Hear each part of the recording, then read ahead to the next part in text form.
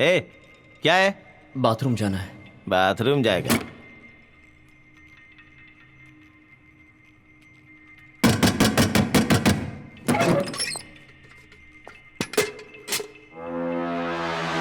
कर ले इसी में।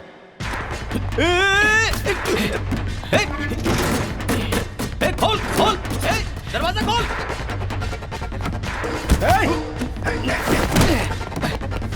रुक रुक, किधर जा रहा है? पकड़ो उसे। रुक,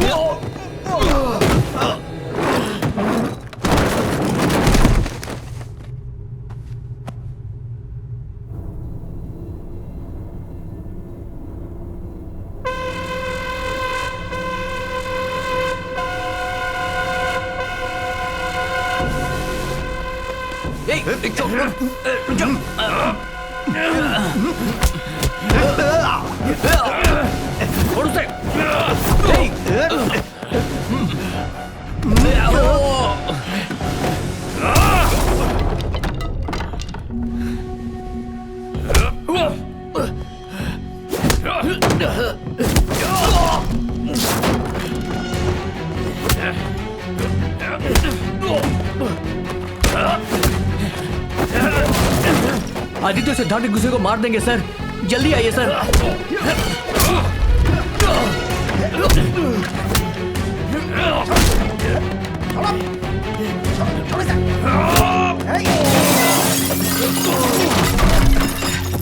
सीआई सर को फोन किया क्या? किया सर, वो रास्ते में है।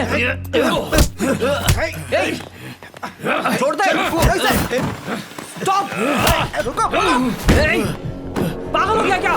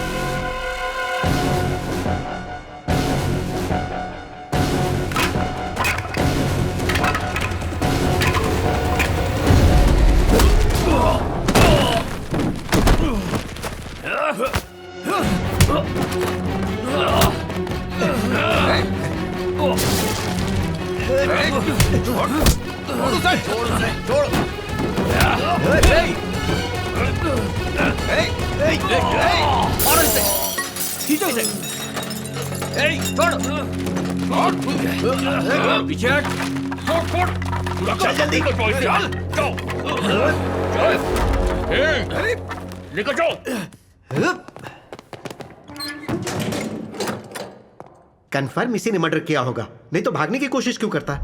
चल चल चल, बैठ जा। अय्या, उसकी फोड़ रहे थे, खुद की फूट गई। सुधा, बाय मिस्टेक लगा होगा ना। 1 इंच भी मिस नहीं किया उसने, सही स्पॉट पे मारा है। सच में सर असल बात तो ये है सर क्या? कि ये दोनों एक दूसरे को अच्छी तरह जानते हैं और इनकी आपस में बनती भी नहीं है। इन दोनों की आपस में बिल्कुल नहीं बनती।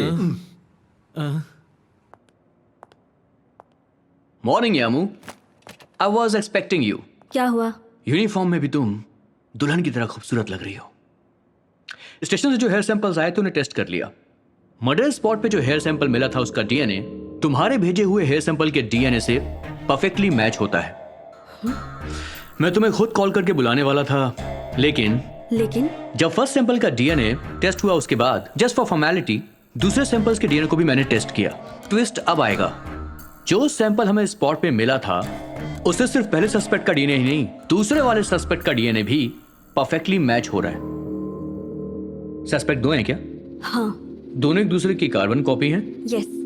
डीएनए भी एकदम सेम है, इसका मतलब तुम्हारी कस्टडी में जो 2 लोग हैं वो identical twins.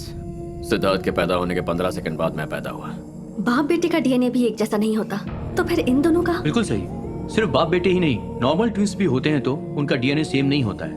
But identical twins एक ही अंडे में फॉर्म हुए 2 अलग जीव होते हैं। तो जैसे जेरॉक्स कॉपी बिल्कुल सेम टू सेम होती है, वैसे इनका डीएनए भी एज इट इज मैच हो रहा है। सो फाइनली अब ये एविडेंस किसी काम का नहीं है।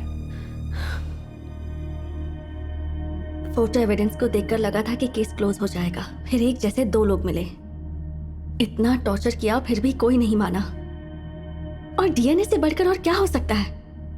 लगा कि केस सॉल्व हो गया, लेकिन अब ये। ए, डोंट वरी, एक और ऑप्शन है। वो क्या है? फिंगरप्रिंट्स। आइडेंटिकल ट्विंस होने पर भी डीएनए सेम हो सकता है, लेकिन फिंगरप्रिंट्स अलग अलग होते हैं। क्राइम सीन को हमने अच्छे से देखा था, कुछ होता तो भेज देते। तुम लोगों ने कैसे ढूंढा होगा मुझे पता है। अब जा, इस बार मैं खुद क्राइम सीन में एंटर करूंगा। पॉइंट ऑफ एंट्री कहाँ है? वहां। Point of exit?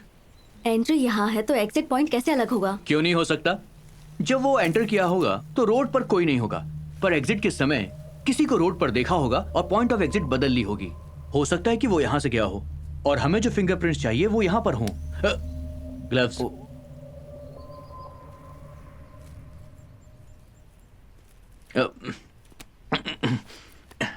प्यार को प्यार से प्यार किया तो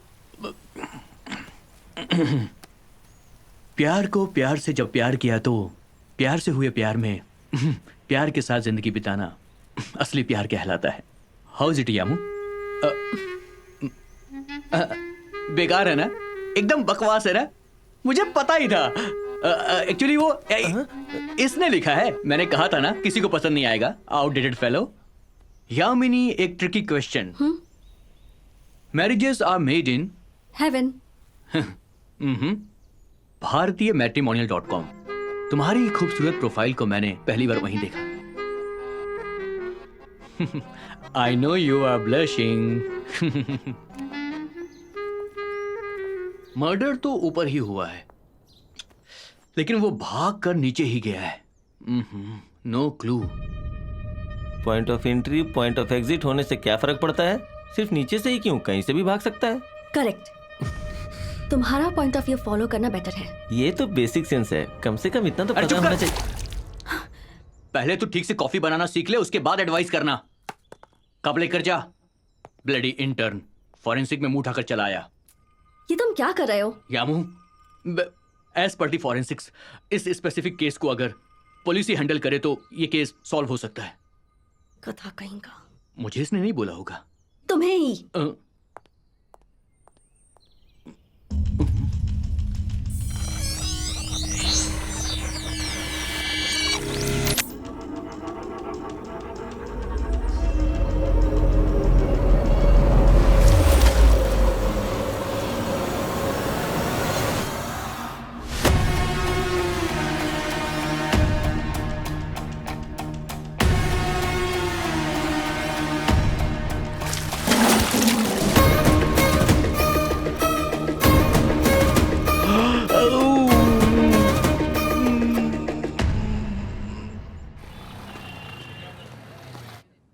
मम्मी पापा की लव मैरिज थी।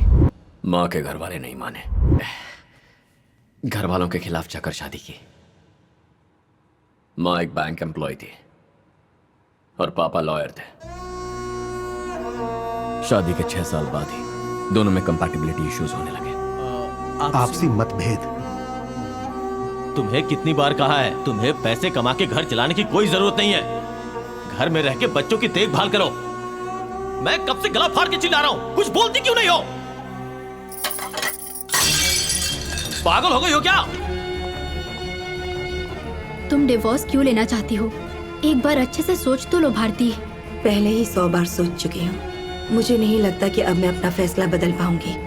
अब सोचने का कोई फायदा नहीं। पापा के पास मैं, मम्मी के पास मैं। लव यू बेटा। Love you mummy.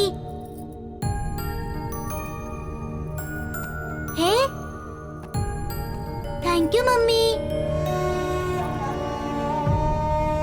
बाकी सब तो ठीक है। तेरी माँ जुआ भी खेलती थी? इस बारे में कुछ बता, सुनने में कुछ फ्रेश लगेगा। उसने बताया ना, आज नहीं बचेगा वो। छोड़ो इसे, उसे ले जाओ। छोड़ूंगा नहीं मैं उसे। बैठाओ उसे, बैठाओ वहां पे। शांत हो जाओ। बैठ जा। चल बैठ।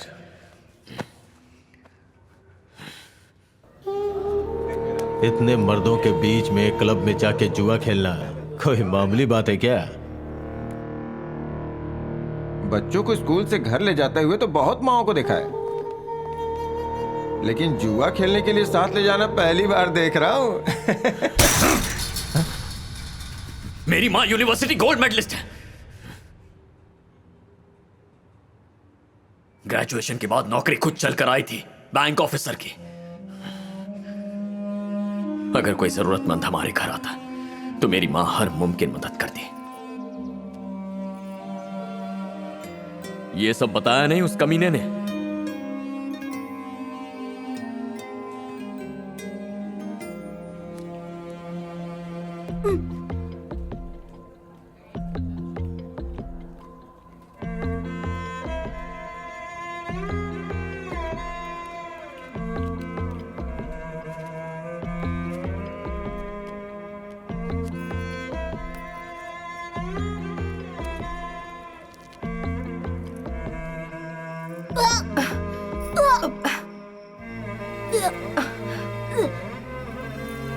बाहर की चीजें खाने से मना किया है ना बेटा।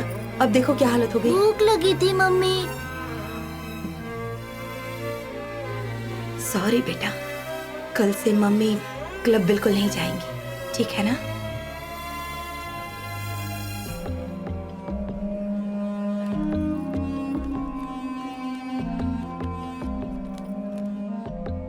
माँ को उसकी लत कब लगी मुझे और पापा को समझ में नहीं आया। ना समझने वाली कौन सी बात है? शादी के बाद मेरी माँ की लाइफ बर्बाद हो गई। दर्द, गुस्सा, इन्हें औरत और मर्द में फर्क नहीं पता। तुम में से ऐसा कौन है जो रिश्वत के पैसों से अपने बच्चों को चॉकलेट नहीं खिलाता? तो तुम्हारे बच्चे तुम्हें पापा बुलाना बंद कर देंगे।